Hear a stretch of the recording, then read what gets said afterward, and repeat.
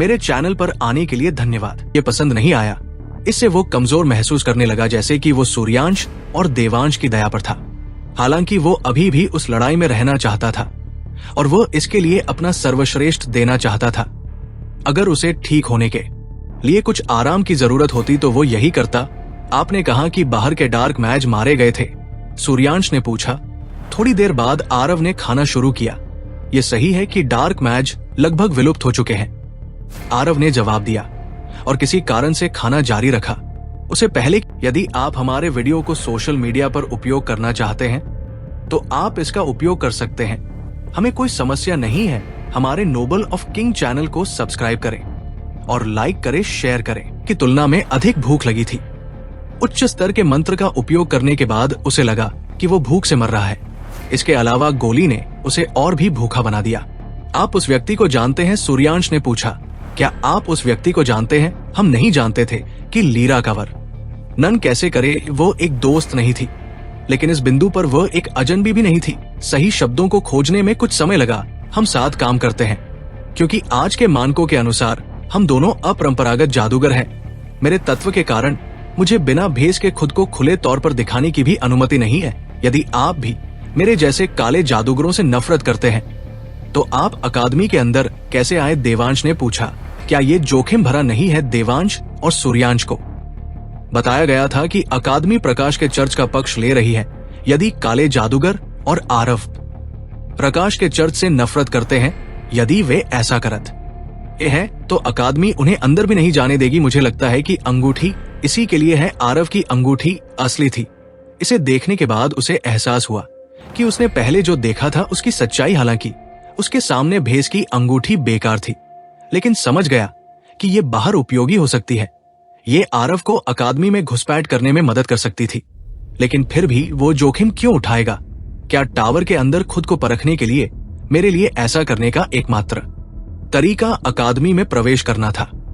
आरव ने तुरंत झूठ बोला और जवाब दिया कि वो उसे ये नहीं बताने वाला था कि वो अकादमी में लूटने के लिए अंदर घुसा था और टावर सिर्फ एक विचार था।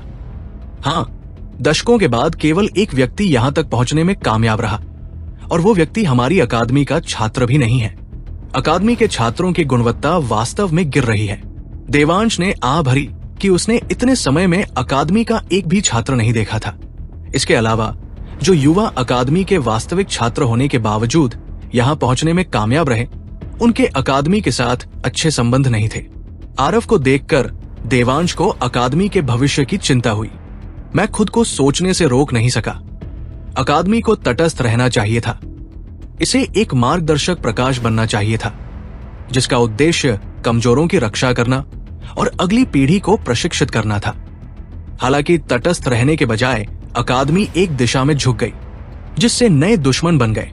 देवांश देख सकता था कि आरव इस समय पर्याप्त मजबूत नहीं था, लेकिन ये केवल समय की बात थी कि वो अपनी वास्तविक क्षमता तक पहुंच जाए। वो आरव के तत्व को नहीं जानता था।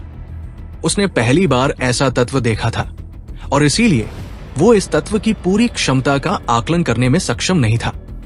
हालांकि वो महसूस कर सकता था कि जब आरव अपनी वास्तविक क्षमता तक पहुंच जाएगा तो वो एक भयानक तूफान बन सकता है जिसे रोकना असंभव होगा, और जो कोई भी इस भयंकर तूफान के खिलाफ खड़ा होगा उसे ये निगल जाएगा।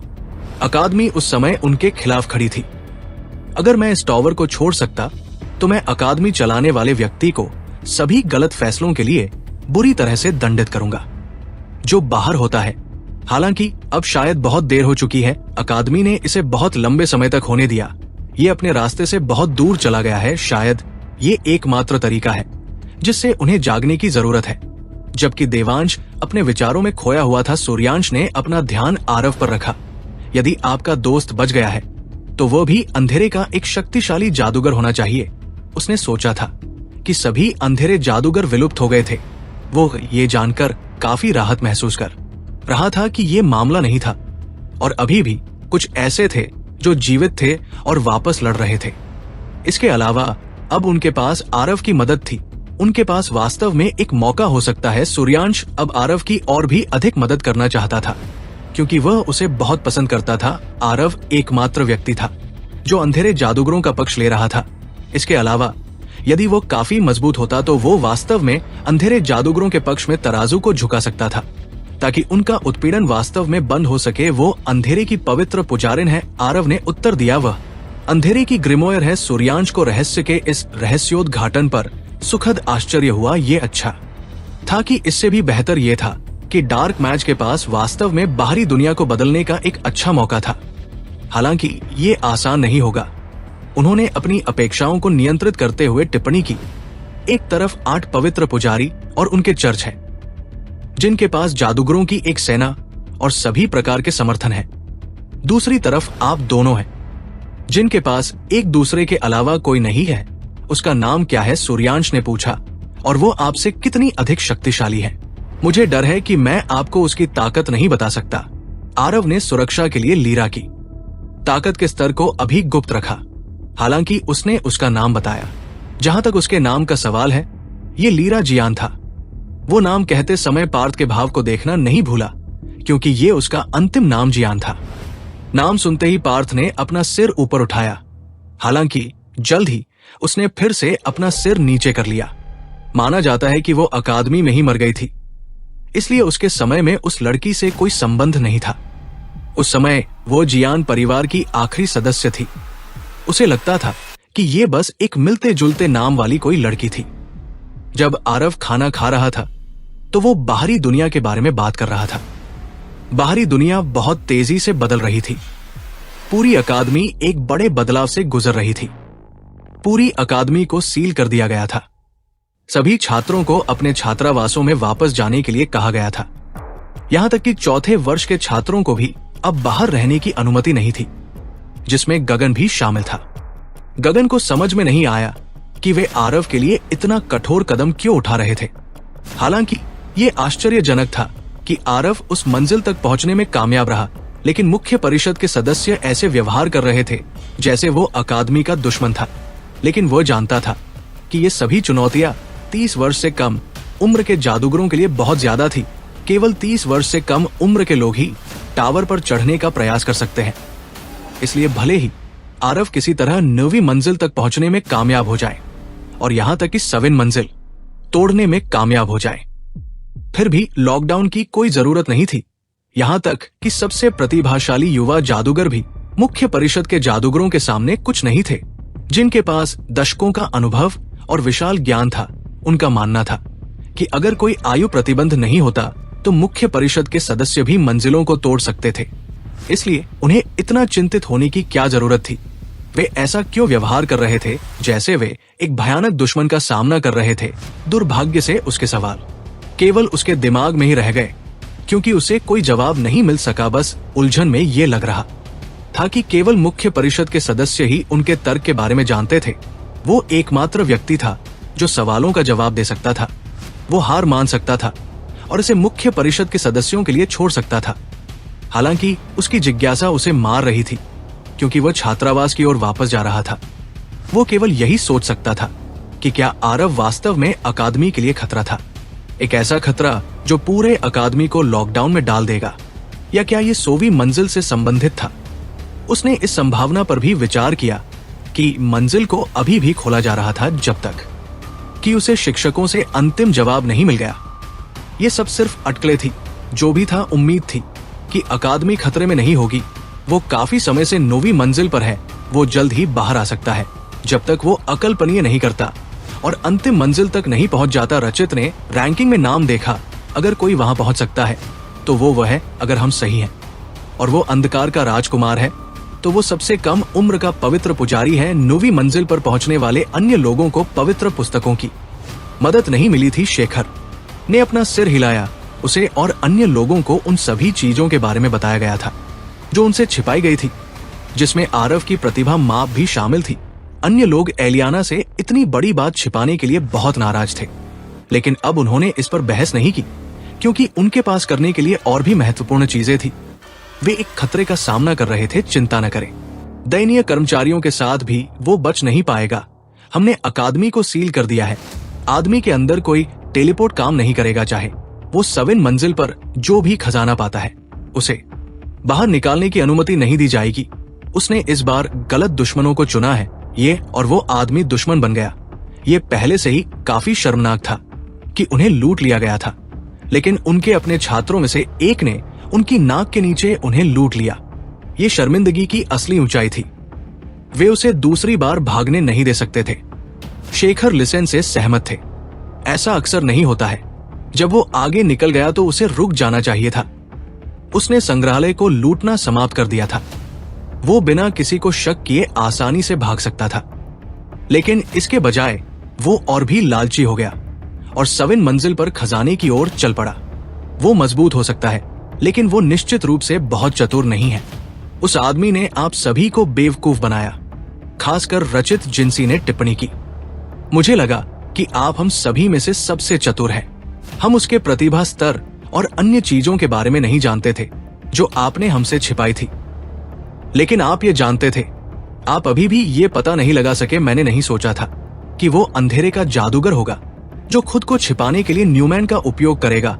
मैं मानता हूं कि मैं असफल रहा। रचित ने अपनी विफलता की जिम्मेदारी ली, भले ही उसे इसकी आवश्यकता नहीं थी। अगली बार जब आप आभा से मिले तो बेहतर होगा कि आप उससे भी माफी मांगे, और इस लड़के के लिए आपने उसे जो भी सजा दी है इसे वापस ले लो। जिंसी ने कहा, उसका साथ देने की बजाय तुमने इस झूठे को चुना।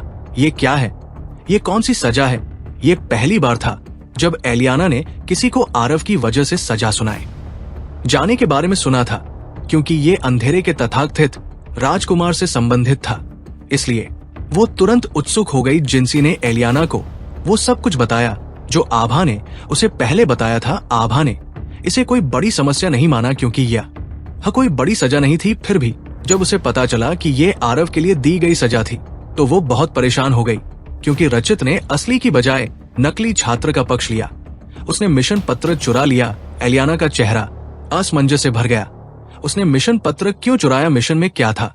उसने दूसरे से पूछा, क्या उसने जानबूझकर चुराया है? इसलिए यदि उन्होंने पत्र लिया है तो मिशन के बारे में कुछ खास बात होनी चाहिए। मुझे इसके बारे में बताओ। ये अशोक के गांव से संबंधित मिशन था, रचित ने जवाब दिया। क्या वे आरव के बारे में सच्चाई का पता लगा पाएंगे? उसने अशोक को क्यों मारा? क्या आरव सविना फ्लोर पर ऐसा कर पाएगा, या उसे निराश होकर वापस आना होगा? क्या वो बाहर आने पर पकड़ा जाएगा? ऐसे कई सवाल हैं। उन सभी के जवाब जानने के लिए हमसे जुड़े रहें। संगीत, ये अशोक के अतीत से संबंधित एक मिशन था, रचित ने जवाब दिया। मैंने मिशन हॉल में किसी को उस गांव की जांच करने के लिए उपलब्ध कराया था जहां अशोक रहता था। मैं चाहता था कि वे पुजारी के दिन गांव में जो कुछ हुआ था उसके बारे में सच्चाई का पता लगाए। जो अशोक के पिता थे, उन्होंने आगे कहा कि ये गांव और पड़ोसी शहरों के लोगों से पूछताछ करने का एक बहुत ही बुनियादी मिशन था। हालांकि अब जब वो जानता था कि ये सच हो सकता है कि आरव ने वास्तव में पत्र लिया था, तो वो इसके बारे में कुछ गड़बड़ खोजने की कोशिश करने से खुद को रोक नहीं सका। आरव मिशन पत्र क्यों लेगा? वो मिशन में देरी क्यों करना चाहेगा जब तक कि ये मिशन किसी तरह से उससे जुड़ा न हो? अगर हम इसकी जांच भी करते हैं तो किसे परवाह है, भले ही ये काला जादूगर उसके लिए काम करता हो। ठीक है, शेखर ने पूछा। रचित ने टिप्पणी की, मुझे नहीं लगता कि इसमें इससे अधिक कुछ है। अब जब वो बड़ी तस्वीर देख सकता था तो वो एक शिक्षित अनुमान लगाने में सक्षम था। मुझे यकीन है कि अशोक के पिता और भाई को मारने वाला व्यक्ति एक ही था। उसने आरव के नाम की ओर इशारा किया, और अब उसने अशोक को मार दिया। हम इसे गलत तरीके से देख रहे थे।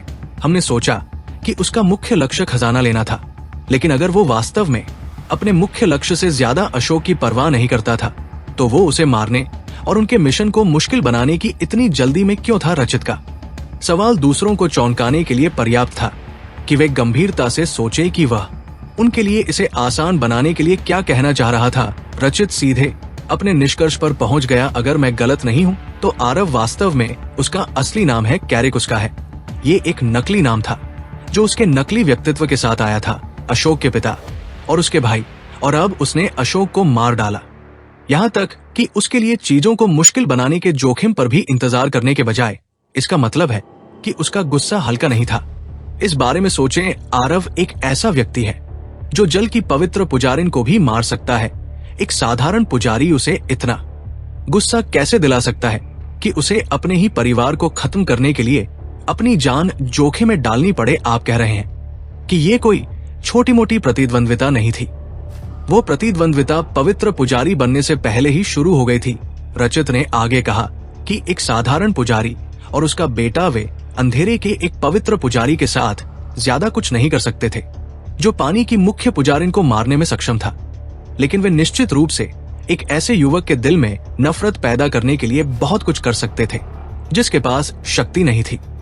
हालांकि रचित की कुछ धारणाएं गलत थी, जैसे आरव अंधेरे का पुजारी था या उसने ही जल की मुख्य पुजारिन को मारा था, फिर भी उसका निष्कर्ष बहुत करीब था।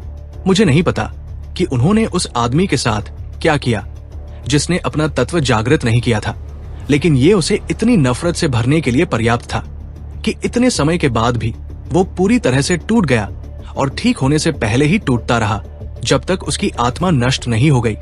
लिशेन ये भी देख सकता था कि अगर वे इसे अशोक की मौत से मिलाते तो ये कहानी समझ में आती। इसका ये भी मतलब नहीं है कि ये आरव अशोक के गांव का था। शेखर ने चांद बनाया, इसका ये भी मतलब नहीं है कि उसने कुछ महीने पहले ही अपना तत्व जागृत किया है और इसके साथ ही वो पहले से ही इतना शक्तिशाली है। क्या अंधकार का तत्व वास्तव में इतना शक्तिशाली था? शिखर चर्चों के महान युद्ध के समय में नहीं रहा था, लेकिन वो भी जानता था कि पवित्र पुजारियों को इतनी तेजी से विकसित नहीं होना चाहिए था कि वे मुख्य पुजारियों को इतनी आसानी से मार सके। वे सोच रहे थे कि आरव को कम से कम 1 वर्ष से अधिक का प्रशिक्षण मिला होगा, लेकिन यदि वो वास्तव में उतना ही शत्रुतापूर्ण था जितना उन्होंने बात की थी, तो इसका मतलब ये होगा कि वह उनके गांव पर हमला होने से ठीक पहले जागा था और वहां लोग मारे गए थे। उस समय से केवल कुछ सप्ताह ही बीते हैं। क्या कोई वास्तव में इतना शक्तिशाली, इतना प्रतिभाशाली हो सकता है? क्या यह संभव है? पानी की मुख्य पुजारी को मारने के दौरान उसे किसी और की मदद मिली होगी, इसलिए वो मजबूत हो सकता है, लेकिन मुख्य पुजारी को अकेले मारने के लिए पर्याप्त मजबूत नहीं है। इसलिए उसने पत्र ले लिया ताकि मिशन रद्द किया जा सके। वो नहीं चाहता था कि उसकी कहानी किसी कारण से बाहर आए।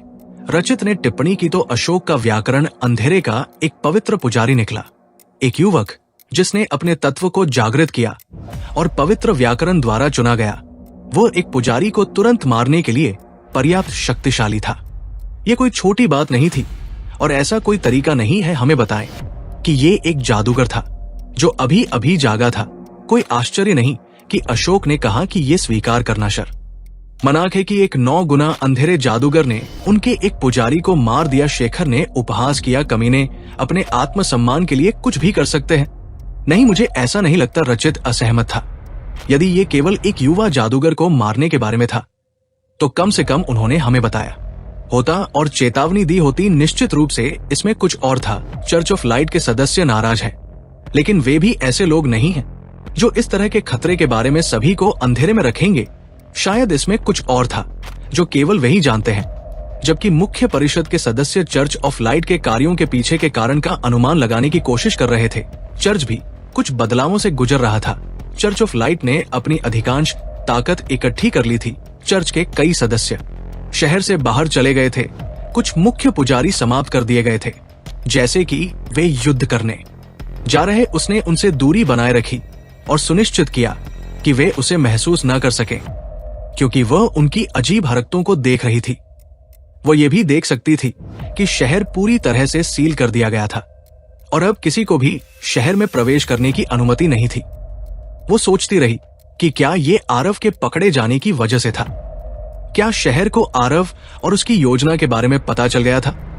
क्या इसीलिए उन्होंने शहर को सील कर दिया था? ये बताता है कि चर्च ऑफ लाइट के सदस्य शहर क्यों छोड़ रहे थे। अगर उन्हें वास्तव में उसकी योजना के बारे में पता चल जाता तो उन्हें ये भी पता चल जाता कि लोकेश और वह इसमें शामिल थे। इससे भी बदतर उनके लिए ये इस बात का सबूत था कि कोई चर्च ऑफ डार्कनेस को फिर से बनाने की कोशिश कर रहा था, जो चर्च ऑफ लाइट के लिए लोकेश को गिराने के लिए अन्य चर्चों से मदद मांगने के लिए पर्याप्त बहाना था, जो अब चर्च ऑफ डार्कनेस की वापसी में मदद करने वाले साबित हुए थे।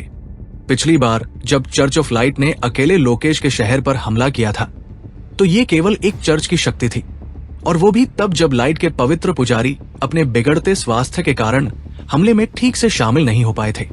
अन्य चर्चों ने चर्च ऑफ लाइट को नष्ट करने के मामले को ज्यादा महत्व नहीं दिया। हालांकि अगर उन्हें उनकी योजना के बारे में पता होता तो वे निश्चित रूप से अन्य चर्चों को इस मामले में शामिल होने और गठबंधन बनाने के लिए मना सकते थे। जैसे कि चर्च ऑफ डार्कनेस के नष्ट होने के दिनों में था। ऐसे गठबंधन से पहले लोकेश भी कठिन समय का सामना कर रहा था। भले ही वो कभी अपना शहर न छोड़े, हालांकि शहर नुमेल की तरह एक किला था, लेकिन सभी चर्चों के प्रमुखों की संयुक्त शक्ति के सामने उस अभेद्य रक्षा को तोड़ा जा सकता था। हालांकि इसका कोई मतलब नहीं है।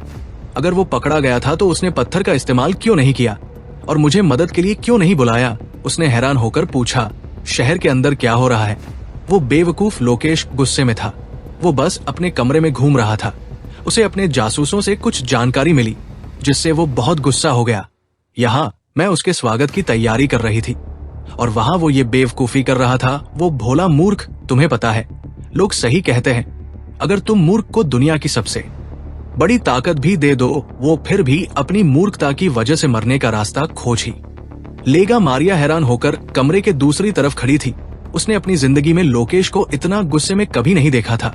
लोकेश हमेशा एक शांत दिमाग वाला व्यक्ति था, चाहे उसे कितनी भी परेशानी क्यों न हो। यहाँ तक कि जब उस पर चर्च ऑफ लाइट ने हमला किया तब भी वो कभी इतना गुस्सा नहीं हुआ। क्या हुआ? मारिया ने समझने की कोशिश करते हुए पूछा। उसे किस बात ने इतना गुस्सा दिलाया होगा? उसकी बातों से उसे यकीन हो गया कि ये आरव से जुड़ा हुआ था, लेकिन किस तरह से आरव ने ऐसा क्या किया जिससे वो इतना परेशान हो गया? क्या हुआ? वो मूर्ख था। लोकेश ने उपहास किया। उसके पास अकादमी के सारे खजाने थे, उसे बस यहाँ से निकलकर यहाँ आना था, लेकिन उस बेवकूफ ने यही रहना बेहतर समझा। पीछे वो कुछ दिनों के बाद आ सकता है। क्या ये वास्तव में इतना परेशान करने वाला है? मारिया ने पूछा। वो सिर्फ इसलिए नाराज था क्योंकि आरव ने लंबे समय तक अकादमी में रहने का फैसला किया था। ऐसा नहीं है कि उसने यहाँ रहने का फैसला किया है। मुझे इससे कोई आपत्ति नहीं है, क्योंकि ये समझा जा सकता है कि वो अंगूठी का उपयोग करके कुछ और दिन बिताना चाहेगा। लेकिन उस बेवकूफ ने चुनौतियों के टावर में प्रवेश किया और अपनी पहचान उजागर कर दी। लोकेश का चेहरा गुस्से से लाल हो गया। उसे बहुत उम्मीदें थी। वो पहले से ही उन सभी न्यूमेंस को अपने हाथों में लेने का सपना देख रहा था। हालांकि आरव का शुक्रिया, वे सभी न्यूमेंस अब उसकी पहुंच से बहुत दूर थे। उसने टावर पर चढ़ने के लिए सब कुछ फेंक दिया था। अब उसका बाहर आना नामुमकिन था। उनकी नाक के नीचे से सारे आर्टिफैक्ट चुराना एक बात थी, पर अब जब उन्हें उसके बारे में पता चल गया था तो उसका वहां से भागना नामुमकिन था। उस समय पूरी अकादमी को उसके आसपास की जगह समेत सील कर दिया गया था। यही अंत था। लोकेश के अनुसार ये अवश्यंभावी था, मूर्खता। लोकेश को 1% भी उम्मीद नहीं थी कि आरव सुरक्षित बच पाएगा। न केवल वो पकड़ा गया, बल्कि वो अपनी मूर्खता के कारण पकड़ा गया। इसके अलावा अब जब वो पकड़ा जाने वाला था तो कोई रास्ता नहीं था। वो अपनी संलिप्तता सहित उनकी सारी योजनाओं का खुलासा नहीं करता। मारिया, दावत रद्द करो, इसके बजाय युद्ध के लिए तैयार हो जाओ। लोकेश ने अपनी मुट्ठी पटकते हुए कहा, मैं शहर की सुरक्षा बढ़ा दूंगा। उसने कहा, हमारे प्यारे मूर्ख मित्र का धन्यवाद। हो सकता है कि पिछली बार की तरह हम पर फिर से हमला हो। हम भाग्यशाली होंगे यदि इस बार केवल एक चर्च पर हमला हो। उसने अंगूठी वापस लेने का फैसला किया। अब इसे वापस लेना बेहतर था, क्योंकि आरव को इसकी कोई आवश्यकता नहीं थी। उसकी गलतियों के कारण हम इस स्थिति में हैं। आरव ने अभी बाहर की दुनिया की बातें खत्म ही की थी। वो अब अपनी अगली लड़ाई के लिए तैयार था। लेकिन जैसे ही वो खड़ा हुआ, उसने देखा कि अपोफिस की अंगूठी अपने आप ही उसकी उंगली से उड़ गई। उसने अंगूठी पकड़ने के लिए हाथ बढ़ाया, लेकिन वो ऐसा नहीं कर पाया। इससे पहले कि वो उसे पकड़ पाता, अंगूठी हवा में गायब हो गई। अब उसके हाथ में सिर्फ एक अंगूठी थी, उसके ग्रूमर की अंगूठी। क्या बात है! आरव चुपचाप वही खड़ा रहा और उस खाली जगह को देखता रहा जहां अंगूठी गायब हुई थी। लगता है कि अंगूठी तुम्हारी नहीं थी, देवांश ने टिप पणी की, क्योंकि उसने पूरी घटना देखी थी। असली मालिक को वो अंगूठी याद थी। लोकेश, लेकिन अभी तो एक सप्ताह पूरा होने में कुछ समय है। अंगूठी इतनी जल्दी कैसे चली गई? आरव असमंजस में था कि वो बिना भेस के इस तरह टावर से बाहर कैसे निकलेगा। ये उसके लिए और भी मुश्किल होने वाला था। मैं कैसे भूल सकता हूं कि शब्द सिर्फ शब्द होते हैं। वादों का इस दुनिया में कोई मोल नहीं होता। उसे अभी भी उम्मीद थी कि वो 7 दिनों तक अपना वादा निभाएगा, क्योंकि अब उसके मन में नए आदमियों के लिए लालच था। लोकेश लालची से ज्यादा स्वार्थी था, ठीक वैसे ही जैसे लोकेश आरव पर गुस्सा था। आरव भी काफी परेशान था। उसका मानना था कि लोकेश अंगूठी वापस लाया था ताकि वह इसे पानी की पवित्र पुजारिन को दे सके। इसलिए उसने इसे जोखिम में डाल दिया ताकि वो अपने लिए अधिक लाभ कमा सके। शायद वह जानता है कि मैंने यहाँ अपना मिशन पूरा कर लिया है और अब वो मुझे जल्द से जल्द यहाँ से जाने के लिए मजबूर करना चाहता है। साथ ही वो ये अंगूठी भी उसे देना चाहता है। अरे उस कमीने को, तुम्हें उस नए आदमी को अपने पास रखना चाहिए था, सूर्यांश ने आरव से कहा। इस तरह से तुम उस अंगूठी को फिर से अपने पास रख सकते हो। मुझे लगता है कि तुम नहीं जानते कि नए आदमी का बंधन क्या होता है, आरव ने सिर हिलाते हुए कहा। उसने कुछ दिन पहले ही नए आदमी के बारे में सुना था। वो कैसे जान सकता है कि बंधन क्या होता है? जितना अधिक मैं तुम्हें जानता हूं उतना ही मुझे आश्चर्य होता है। हालांकि इस बिंदु पर मैं तुम्हें समझना शुरू कर रहा हूं। तुम्हारे बगल में बैठे व्यक्ति, सूर्यांश ने समझाया, जैसा कि तुम पहले से ही जानते होगे कि नए पुरुष विशेष है, उनकी अपनी आत्मा होती है। इस तरह वे ये सुनिश्चित कर सकते थे कि कोई भी उनकी अनुमति के बिना उनके न्यूमेन का उपयोग नहीं कर सकता। कुछ न्यूमेन भी गायब हो गई अंगूठी की तरह होते हैं और जब चाहें अपने मालिकों के पास लौटने के लिए अंतरिक्ष से जुड़ सकते हैं। इसलिए अगर मेरे पास न्यूमेन है तो क्या उन्हें वापस बुलाया जा सकता है? मैं उनका उपयोग नहीं कर सकता, आरव ने आश्चर्य से पूछा। इसका क्या उपयोग है? इसका मतलब ये नहीं था कि उसके पास जितने भी न्यूमेन थे वे बेकार थे। फिर मैं इस तलवार का उपयोग कैसे कर सकता था? तलवारों का प्रतिरोध, फिर भी इसके उपयोग पर कोई प्रतिबंध नहीं था क्योंकि उस तलवार का कोई मालिक नहीं था, देवांश ने दूसरे शब्दों में उत्तर दिया। चूंकि इसका अंतिम मालिक मर चुका। यदि आप हमारे वीडियो को सोशल मीडिया पर उपयोग करना चाहते हैं तो आप इसका उपयोग कर सकते हैं, हमें कोई समस्या नहीं है। हमारे नोबल ऑफ किंग चैनल को सब्सक्राइब करें और लाइक करें, शेयर करें। इसलिए किसी ने भी इस तलवार को उससे नहीं बांधा है, इसलिए आप अभी भी इसका उपयोग कर सकते हैं। लेकिन फिर भी मैं आपको सुझाव दूंगा कि आप इसे जल्द से जल्द खुद से बांध लें। उन्होंने आगे सुझाव दिया कि ये एक सुरक्षा तंत्र की तरह है। यदि आपने उस अंगूठी को भी बांध दिया होता तो वो गायब नहीं होती। क्या उस अंगूठी का पहले से ही कोई मालिक था? मैं इसे खुद से कैसे बांध सकता था? अगर कोई किसी के न्यूमेन को बांध सकता है तो सुरक्षा तंत्र का क्या हुआ? आरव ने पूछा कि अगर इसे बांधना वाकई इतना आसान था तो क्या इसे वाकई सुरक्षा तंत्र कहा जा सकता है? आमतौर पर ऐसा नहीं होता है, लेकिन ये आपके लिए काम करता है, देवा ने जवाब दिया। मुझे ठीक से समझाएं। न्यूमेन के दो प्रकार हैं, एक वे जिनके मालिक जीवित है और दूसरे वे जिनके अंतिम मालिक मर चुके हैं। यदि ये पहले प्रकार का न्यूमेन है जिसके मालिक जीवित है तो कोई भी उन्हें उनकी आत्माओं से नहीं बांध सकता जब तक कि उनकी आत्माएं अंतिम मालिक की आत्मा से बंधी न हो, क्योंकि आपकी आत्मा ग्रामोर थी, इसीलिए आप उनके बंधन को तोड़ सकते थे और उस अंगूठी को अपने साथ बांध सकते थे। और अगर वो एक मालिकहीन नया आदमी है तो उसे अपने साथ बांधना बहुत आसान है। इसीलिए ज्यादातर जादूगरों ने अपने नए आदमियों को बांधना चुना।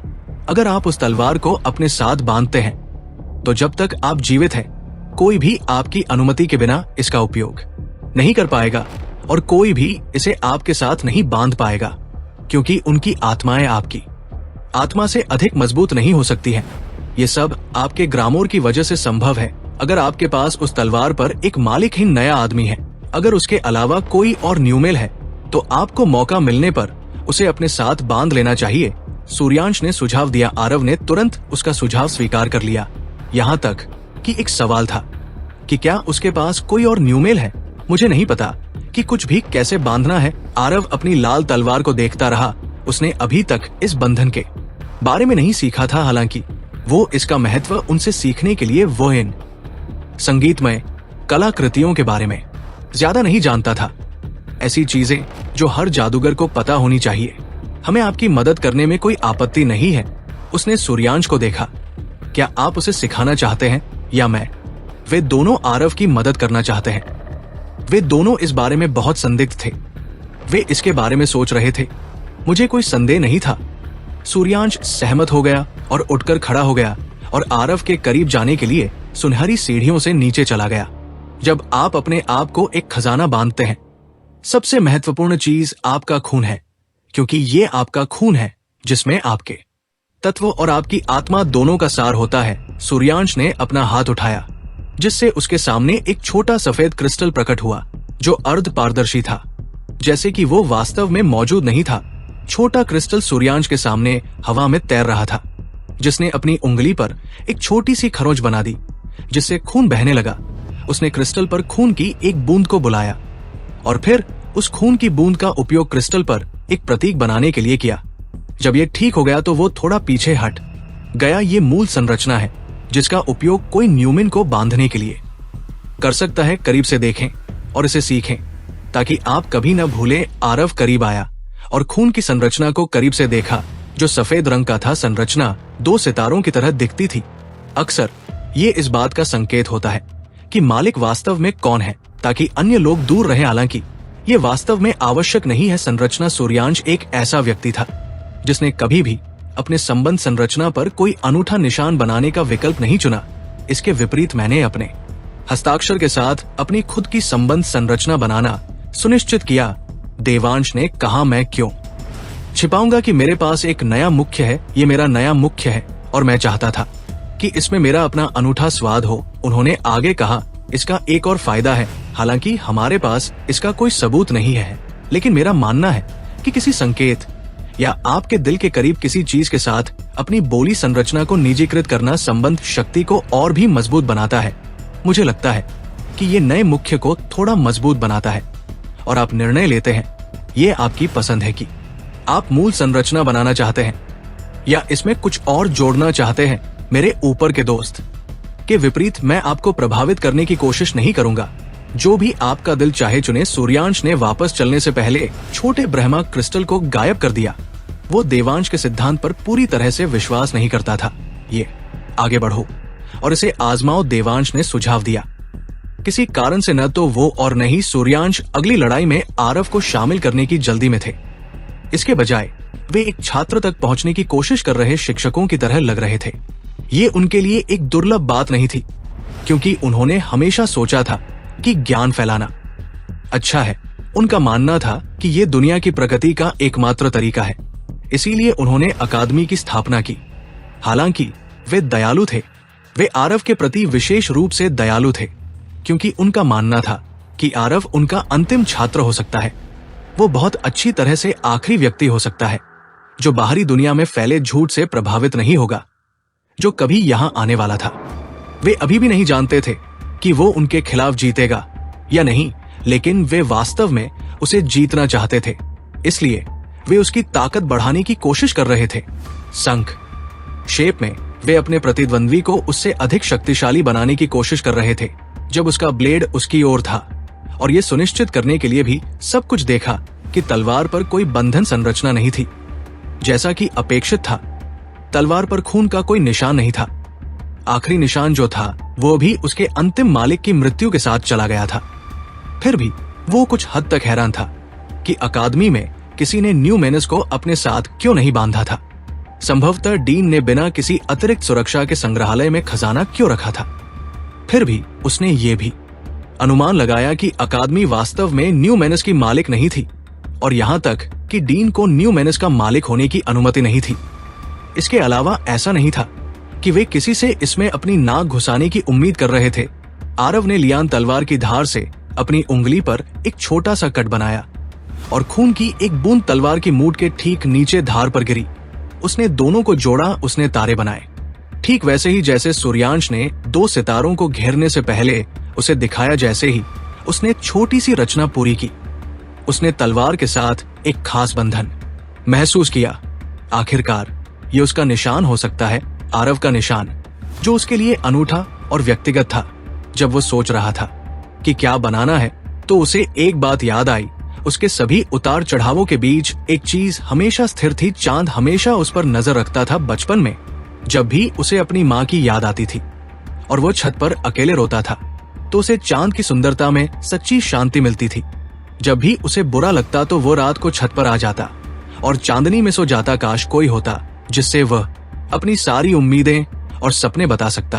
तो वो आकाश था, चांद। यहाँ तक कि गांव में अपने आखिरी दिन माया के साथ छत पर गया, और चाहे कुछ भी हो, वो बस उसके साथ छत को देखता रहा। चांद की उपस्थिति हमेशा उसके जीवन में थी। चांद ने उसे अपनी माँ को खोते देखा। उसने उसे अंधेरे में अकेले रोते देखा। उसने उसे प्यार में पड़ते देखा। उसने उसे मारा जाते देखा। चांद ने उसे वापस जीवन में आते देखा। उसने अपनी उंगली को थोड़ा और काटा और खून की एक और बूंद लेकर चांद बनाया। हालांकि इस बार उसने पूर्ण चांद नहीं बनाया, गठन चक्र के ठीक ऊपर उसने एक उगता हुआ अर्धचंद्र बनाया, जो उस अंधकार को दर्शाता था जो धीरे धीरे चंद्रमा के प्रकाश को निगल रहा था। रक्त चंद्रमा के नीचे उसने अपनी उंगली को जोर से दबाया, जिससे 2 रक्त बिंदु बन गए। वो इसका महत्व नहीं जानत था।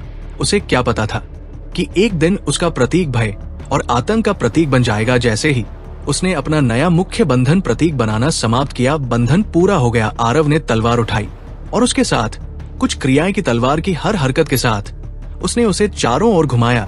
उसके पैर भी ऐसे हिल रहे थे जैसे वो तलवार घुमा रहा हो। किसी कारण से जब उसने लियांग की तलवार बांधना समाप्त किया तो उसे इसके साथ और भी अधिक सहजता महसूस हुई। तलवार अब और भी अधिक फुर्तीली लग रही थी, ये और भी तेज लग रही थी। तलवार पहले की तरह हल्की होने के बजाय थोड़ी भारी थी, लेकिन अतिरिक्त वजन इस तलवार को और भी अधिक संतुलित बनाने का काम करता था। इसके पीछे अधिक वजन होने से तलवार के वार अधिक शक्ति के साथ आते थे। जब उसने तलवार का उपयोग किया तो वो इसके साथ और भी अधिक कुशल लग रहा था। जैसे ही उसने तलवार को अपने आप से बांधा, वो तलवार के गुप्त लाभों सहित नामक के बारे में और भी अधिक समझने में कामयाब रहा। दुर्भाग्य से आरव के चेहरे के लिए आरव देवांश पहले से अधिक गंभीर लग रहा था, उत्साहित, अपने हाथ को घूरते हुए। क्या कोई समस्या है? सूर्यांश ने भी सोचा कि वो इतना दुखी क्यों था। तुम क्या सोच रहे हो? आरव ने जवाब दिया, मैं बस सोच रहा था कि क्या मेरे पास अपने सभी नियम बांधने के लिए पर्याप्त रक्त है। ये उसकी एक अनूठी समस्या थी। हाँ बस। देवांश जोर से हंसा। उसे लगा कि उसकी समस्या मौजूद नहीं थी। वो बेकार में चिंतित था। 2 या 3 बूंद खून क्या है? मुझे नहीं लगता कि इससे आपको परेशान होना चाहिए। ये सिर्फ 2 या 3 बूंदे नहीं है। आरव जानता था कि उसके पास कितने न्यूम हैं। उसे उन सभी को बांधना था, लेकिन इसमें उसका बहुत खून भी खर्च होगा। आप प्रत्येक बंधन के लिए 1 या 2 बूंद खून लेते हैं। यदि आपके सभी न्यूम के लिए 2 बूंदे नहीं तो शायद 10। लेकिन देवांश ने अनुमान लगाया, नहीं, आपके भंडारण स्थान में 10 न्यूम पड़े हैं। उसे बता रहे थे कि वास्तव में उसके पास कितने न्यूम हैं। आरव सीट पर वापस चला गया। भले ही इसका मतलब था कि उसे थोड़ा और खून बहाना पड़े, वो जाएगा। वो बांधना चाहता था, जाने से पहले अपने सभी न्यूमेंस को बांधना। शहर छोड़ने के बाद भी उसके पास समय था। उसे यकीन था कि लीरा उसका इंतजार कर रही होगी। वो जाने से पहले सभी न्यूमेंस को खुद से बांधना चाहता था, क्योंकि वह किसी और के साथ साझा करने की योजना नहीं बना रहा था। कम से कम तब तक नहीं जब तक वो खुद नहीं चाहता। अगर न्यूमेंस को बांधने से उसे समझ में आ गया कि नए क्या करने में सक्षम है, तो वो जाने से पहले अधिक से अधिक न्यूमेंस को बांधना चाहता था। वो सीट पर बैठ गया और दूसरे न्यूमेन को बुलाया। उसके हाथ में एक काला कंगन दिखाई दिया, जो केवल 1 मिलीमीटर मोटा और 3 सेंटीमीटर चौड़ा था। काले कंगन के ठीक बीच में एक सुंदर लाल रत्न जड़ा हुआ था। अब तक आरव को पता नहीं था कि ये न्यूमल क्या है, क्योंकि अलियाना और कबीर ने उसे अन्य न्यूमल के बारे में बताए जाने से पहले ही इस नाम से पुकारा था। इसलिए कुछ न्यूमल के अलावा वो कंगन में मौजूद अधिकांश न्यूमल से पूरी तरह अनजान था। सूर्यांश और देवांश भी कंगन को नहीं पहचान सके। वे केवल महसूस कर सकते थे कि ये इसकी ऊर्जा से एक न्यूमल था। हालांकि एक व्यक्ति था जिसने इस न्यूमल को पहचाना। उसने उस न्यूमल को एक बार पहले भी एकेडमी ऑफ एलिमेंट्स के संग्रहालय में देखा था, जब वो अपने अंतिम वर्ष में टावर में भाग लेने आया था। वो वहां था। आरव के हाथ में भी वही देखकर आश्चर्य हुआ। आपके पास वो न्यूमल कैसे है? इजिन ने अपनी जिज्ञासा को खुद तक सीमित न रखते हुए पूछा। ये एकेडमी ऑफ एलिमेंट्स में रहा होगा। आरव ने कोई जवाब नहीं दिया। उसने बस अपनी उंगली फिर से काट ली और वो प्रतीक बनाना शुरू कर दिया, जिसे पूरी दुनिया नेक्रोलिसिस के रूप में जानती। वह इसे हर समय पहन सकता था। ये येरिन का वही ब्रेसलेट है जिसे आपने तत्वों के संग्रहालय में देखा था। तो फिर ये आपके पास कैसे है? देवांश ने पूछा। उसने इसे लूटा और क्या? सूर्यांश मुस्कुराया। हालांकि वो इस विचार से परेशान नहीं था। वास्तव में वो काफी खुश था। अगर आरव ने वास्तव में अकादमी को लूट लिया तो वो खुश था कि वर्तमान अकादमी वैसी नहीं है जैसी उन्होंने छोड़ी थी। इसे कायरों के एक समूह ने अपने कब्जे में ले लिया था, जो केवल जनता के साथ चलते थे। ये अच्छा था कि उनके पास ऐसी चीजें नहीं थी। कोई आश्चर्य नहीं कि वो इतना परेशान हो गया जब उसे पता चला कि उसे सभी कलाकृतियों को बांधने के लिए रथ का उपयोग करना होगा।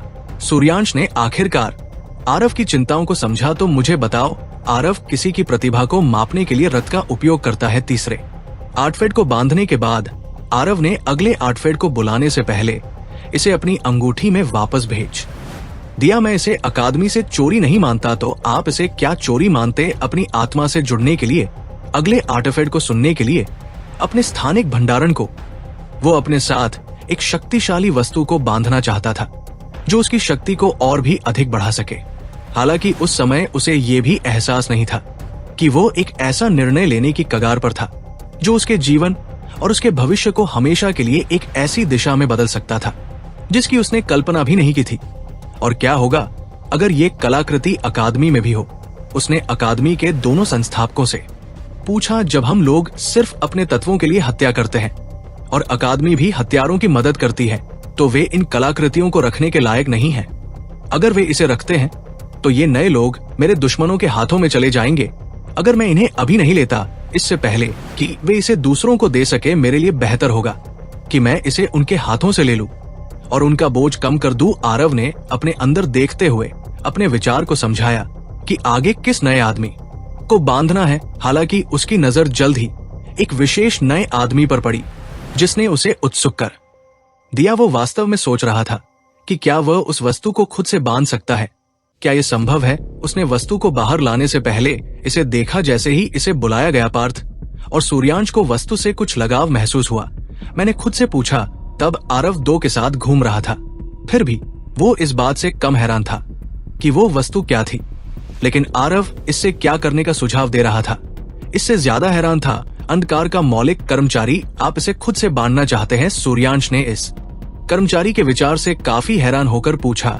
क्या आपके अंदर भी अंधकार का तत्व है? मेरा दूसरा तत्व अंधकार के साथ कुछ गुण साझा करता है, लेकिन मेरे पास अंधकार के तत्व पर कोई विशेष नियंत्रण नहीं है। फिर भी मैं इसे खुद से बांधना चाहता हूँ। क्या ये संभव है? देवांश ने भी सोचा कि वो युवक पागल था, ये देखकर कि आरव क्या करने की कोशिश कर रहा था, लेकिन वो एक दिलचस्प तरह का पागल था।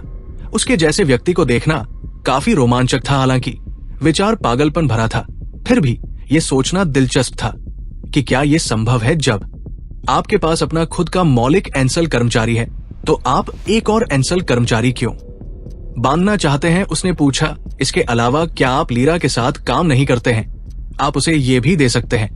वे एक दूसरे के सबसे अच्छे दोस्त हैं।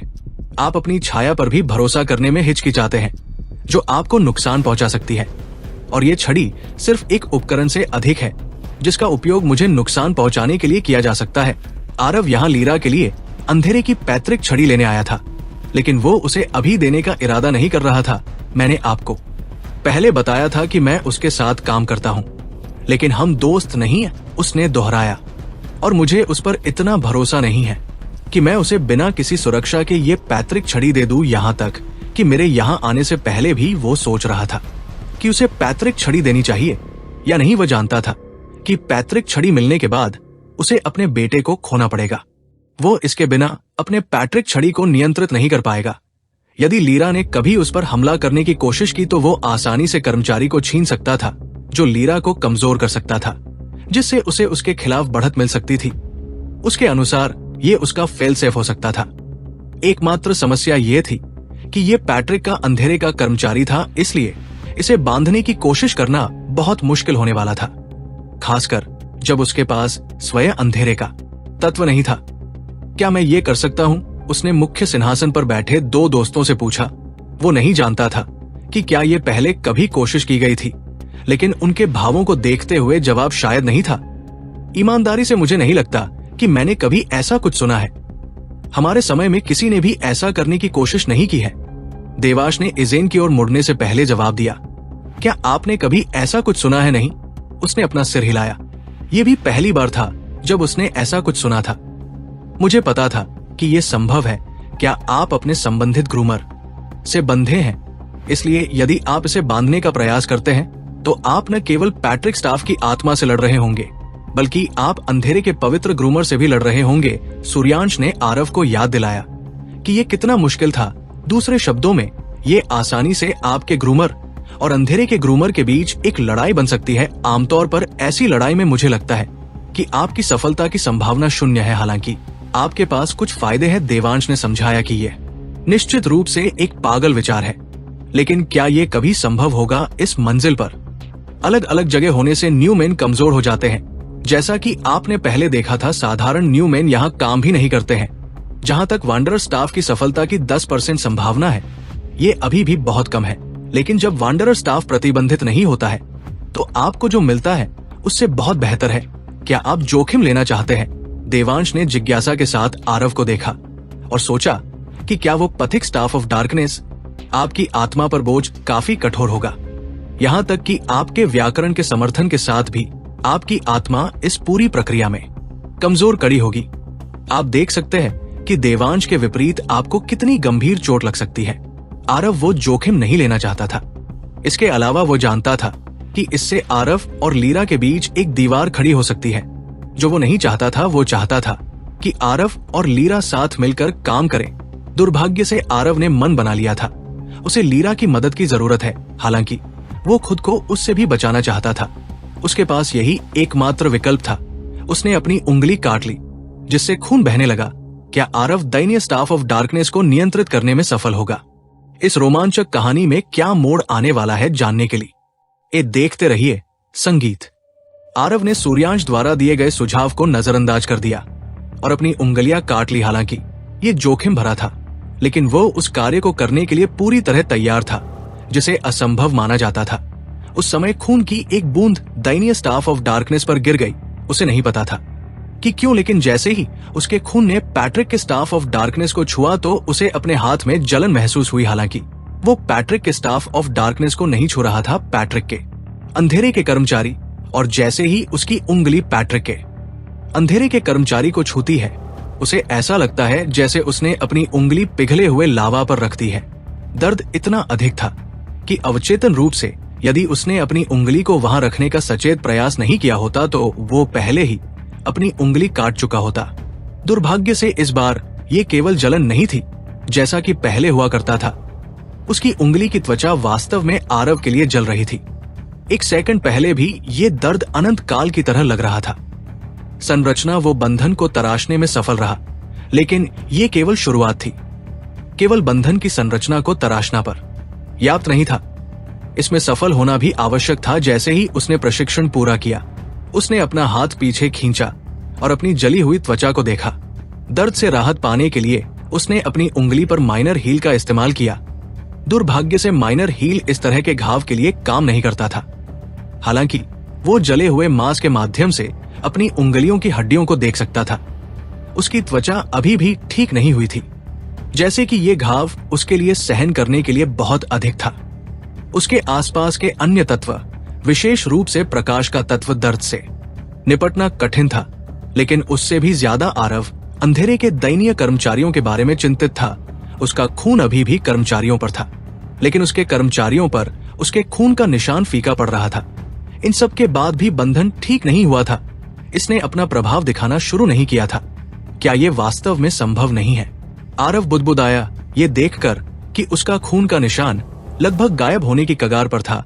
ऐसा लग रहा था जैसे आरव ने पहले ही हार मान ली थी।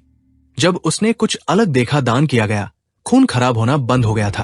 बस जब मंत्र खत्म होने की कगार पर था, उसमें एक छोटा सा धागा बांधा गया। जैसे ही उसके खून ने अपना असर दिखाना शुरू किया, अंधकार का पथिक दंड जमीन पर हिलने लगा। आरव ने किसी भी अन्य न्यानमन की तुलना में अंधकार के पथिक दंड पर अधिक रक्त का उपयोग किया था और अंत में ऐसा लगा जैसे कुछ हो रहा है।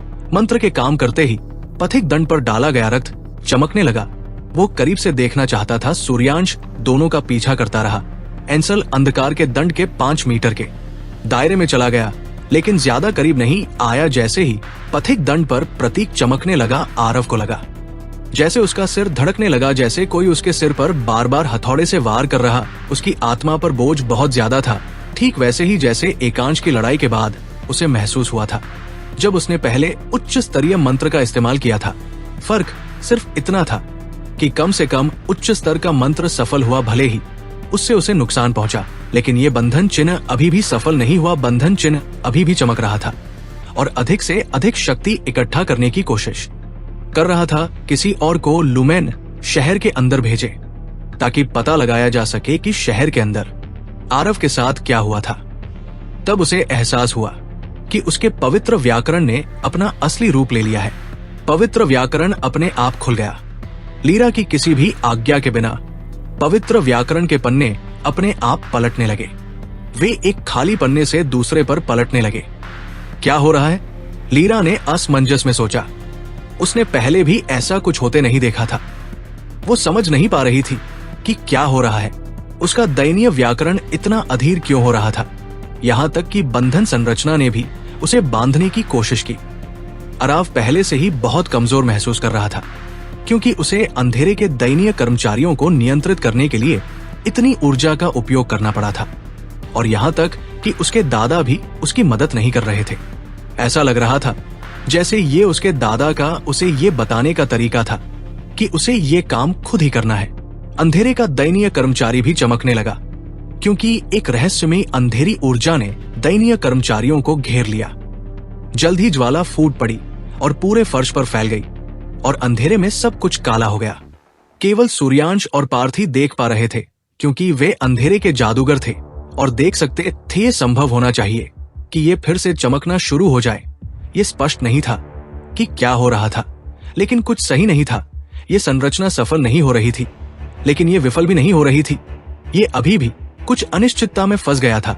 ये टिमटिमा रहा था, ये गायब नहीं हो रहा था। देवांश ने थोड़ा आश्चर्यचकित होकर कहा कि वो ये नहीं समझ पाया कि ये कैसे संभव था। अगर आरव बेहोश था तो कोई रास्ता नहीं था।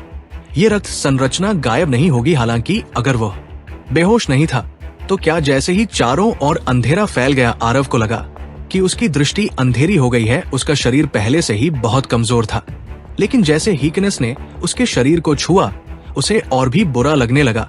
उसे नहीं पता था कि क्या हुआ था, पर ऐसा लग रहा था जैसे उसने अपने शरीर पर नियंत्रण खो दिया हो। वो उस पल अपने शरीर को महसूस भी नहीं कर सकता था। बाहर शांति थी और कुछ ही सेकंड में अंधेरा गायब हो गया। लेकिन आरव के लिए ये अंधेरा अनंत था, क्योंकि वो कुछ भी महसूस या देख नहीं सकता था। ऐसा लग रहा था कि वो अंधा था। वो अपने ऊपर चंद्रमा को भी देख सकता था। वो घास जैसी दिखने वाली किसी चीज पर खड़ा था, लेकिन घास काली थी। एक और सपना आरव ने बुदबुदाया, या उसका ये देखने का केवल एक ही तरीका था कि वो सपने में था या नहीं। अपने अजीब सपनों में उसके पास केवल नेक्रोटिक था। वास्तविक जीवन में उसके पास दो तत्व थे। उसने अपने बाएं हाथ के पीछे देखा। प्रकाश का प्रतीक अभी भी वहां है, इसलिए ये उन अजीब सपनों में से एक नहीं है जो मुझे हाल ही में आ रहे हैं। लेकिन फिर क्या? मैं कहां हूं? आप मेरे अंधेरे क्षेत्र में हैं। कर्मचारियों को बांधें। इसलिए मुझे आश्चर्य हुआ कि ये कौन हो सकता है। यदि आप हमारे वीडियो को सोशल मीडिया पर उपयोग करना चाहते हैं तो आप इसका उपयोग कर सकते हैं। हमें कोई समस्या नहीं है। हमारे नोबल ऑफ किंग चैनल को सब्सक्राइब करें और लाइक करें, शेयर करें। लेकिन ये आप हैं। ईमानदारी से मुझे इसकी उम्मीद नहीं थी। रा ने आरव को थोड़ी घृणा के साथ देखा। उसने उसे कर्मचारी लाने के लिए वहां भेजा था और वो खुद के लिए कर्मचारी चुराने की कोशिश कर रहा था। अगर उसे इसके बारे में पता नहीं चलता तो वो कभी नहीं जान पाती कि ये आपकी जगह है और आप मुझे यहाँ क्यों लाए हैं। आरव ने उसके सवाल का जवाब नहीं दिया। इसके बजाय उसने पहले उससे सवाल पूछा। उसे कुछ और करने से पहले पता लगाना था कि ये जगह क्या है। इसके अलावा ऐसा नहीं था कि उसने उम्मीद की थी कि लीरा सफल होने से पहले पता लगा लेगी। उसने सोचा कि ये सिर्फ कर्मचारियों और ग्रुमोर के खिलाफ उसकी लड़ाई थी, लीरा के खिलाफ नहीं। ये अंधेरे का क्षेत्र है जहां आप अपना बाकी जीवन बिताएंगे। लीरा ने जवाब दिया, ये मेरी चीज चुराने की कोशिश के आपके पापों की सजा होगी। आरव, तुमने मेरे कर्मचारियों को नियंत्रित करने की कोशिश की, जिसके परिणाम स्वरूप तुम्हारी आत्मा कमजोर हो गई, और उसी कर्मचारियों के माध्यम से मेरे ग्रूमर ने उस कमजोर आत्मा को इस क्षेत्र में पहुंचाया जो तुम्हारा स्थायी घर होगा। नीरा ने उत्तर दिया, ये तुम्हारे विश्वासघात की सजा है। कोई विश्वासघात नहीं हुआ था। मुझे अभी भी तुम्हें पैट्रिक के अंधेरे के कर्मचारियों को देना था, जब तुमने इसे कुछ हद तक नियंत्रित कर लिया था। आरव ने उत्तर दिया, जो बिल्कुल भी झूठ नहीं था। उसे वास्तव में सफल होने के बाद लीरा को कर्मचारी देना था। दूसरे शब्दों में उसने वास्तव में उसके साथ विश्वासघात नहीं किया था। उसे पैट्रिक के कर्मचारियों को उसके पास लाना था और वो ऐसा कर रहा था। इस बात का कोई उल्लेख नहीं था कि उसे कर्मचारियों को खुद से बांधने की अनुमति नहीं थी जब वो उसे चोट नहीं पहुंचा रहा था या ऐसा कुछ भी नहीं कर रहा था। वो उसे जाने नहीं देगी। इन सब के बाद अब आपके पास दो विकल्प हैं और उनमें से किसी में भी आपको ये स्थान नहीं छोड़ना है। पहला विकल्प ये है कि आप मुझे बताएं कि इस समय मेरा स्टाफ कहाँ है। यदि आप इस विकल्प को चुनते हैं तो आप केवल यहाँ कैद किए जाएंगे। दूसरा विकल्प ये है कि आप चुप रहें, लेकिन ये आपके लिए एक अच्छा विकल्प नहीं होगा क्योंकि मैं आपकी आत्मा को भी नष्ट कर दूंगा। आप पहले से ही मुझसे कमजोर थे, लेकिन अब आप अंधेरे के उस क्षेत्र में हैं जहां मैं और भी अधिक शक्तिशाली हूं। इसलिए मैं आपको पहला विकल्प चुनने की सलाह दूंगा। हालांकि लीरा ने आरव को दो विकल्प दिए थे, लेकिन उनमें से कोई भी उसके लिए अच्छा नहीं था क्योंकि वह किसी भी हालत में यहां रहने वाला नहीं था। इसलिए आप कौन सा विकल्प चुनेंगे? लीरा ने आरव से पूछा। हालांकि उसने आरव को दो विकल्प दिए थे, लेकिन उसका मानना था कि वो केवल पहला विकल्प ही चुन सकता है। मैं तीसरा हूं, मैं वो विकल्प चुनूंगा, आरव ने कहा, जिससे लीरा हैरान हो गई क्योंकि कोई भी विकल्प उसे पसंद नहीं आया। इसलिए उसने अपना विकल्प चुना। इसके अलावा अब वो वास्तव में खुश था कि उसके पास लीरा के लिए स्टाफ नहीं था। अगर वो उसे फंसा सकती थी तो वो उसे अभी यहाँ फंसा सकती थी, लेकिन भविष्य में अगर उसके पास दयनीय स्टाफ होता ये और भी बुरा होगा। लीरा हैरान थी कि कोई तीसरा विकल्प नहीं था। उसका क्या मतलब था? आपके लिए कोई तीसरा विकल्प नहीं है, कम से कम तब तक जब तक मैं आपको तीसरा विकल्प देने का फैसला नहीं करता। लीरा ने आरव को याद दिलाया कि मत भूलना कि तुम मेरे क्षेत्र में हो। मैं यहाँ एकमात्र देवता हूँ, इसलिए मुझे बताओ कि मेरे पूर्वज का अंधकार का कर्मचारी कहाँ है? उसने पूछा। उसके भावों से ये स्पष्ट था कि वो आरव से बहुत परेशान थी। भले ही आरव के पास अंधेरे के दयनीय कर्मचारी को उससे बांधने की कोशिश करने का अपना कारण था, लेकिन उसके लिए ये उससे कुछ चुराने के प्रयास से कम नहीं था जिसे वो लंबे समय से चाहती थी। लीरा को विश्वास नहीं हुआ उसने आरव को बचाया था जब वो कुछ भी नहीं था। वो वही थी जिसने उसे इस दुनिया के बारे में अधिकांश चीजें सिखाई थी। वो वही थी जिसने उसे लोकेश के बारे में भी सिखाया था। ये उसकी वजह से था कि एक सप्ताह, ये मेरी वजह से है कि तुम अभी भी जीवित हो और तुमने मुझसे चोरी करने का साहस किया। वह उसे एक सहायक के रूप में देखती थी। हालांकि आरव बराबर होने की बात करता था, लेकिन उसके लिए वो बहुत कमजोर था। वो उसके बराबर होने के लायक नहीं था क्योंकि वो केवल एक नौसिखिया जादूगर था, जबकि वो पहले से ही एक उन्नत जादूगर थी। उन दोनों के पास ग्रिमोर होने के बावजूद उसकी वास्तविक ताकत बहुत कमजोर थी। उसके लिए वह एक अधीनस्थ की तरह था जिसने अपना जीवन उसके लिए ऋणी किया था। उसे उसकी मदद करनी थी चाहे कुछ भी हो, और फिर भी उस कमजोर अधीनस्थ ने उसे धोखा देने का साहस किया। लीरा आरव देख सकता था कि लीरा काफी परेशान थी, लेकिन उसने ये भी महसूस किया कि वो उससे इस तरह बात कर रही थी जैसे वह उससे कमतर थी, और ऐसा नहीं लगता था। वह बस उसे ताकत में कमजोर समझ रही थी। मेरी बात सुनो, मुझे जाने दो, मैं तुम्हारा पुश्तैनी कर्मचारी नहीं रखूंगा, मैं इसे अंततः तुम्हें दे दूंगा। आरव ने शांत रहने की कोशिश करते हुए समझाया, कर्मचारी अंततः तुम्हें वापस कर दिया जाएगा। ये सिर्फ एक सुरक्षा तंत्र है।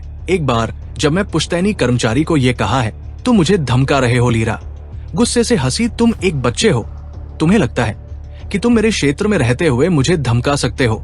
दो लोगों का समूह जो शुरू में भागीदारों के एक समूह की तरह लग रहा था, जो अंधेरे के चर्च को फिर से स्थापित करने के लक्ष्य के लिए एक साथ आने वाले थे, अब बिखर रहे थे। लीरा ने अपनी उंगलियां आरव की आत्मा पर घुमाई।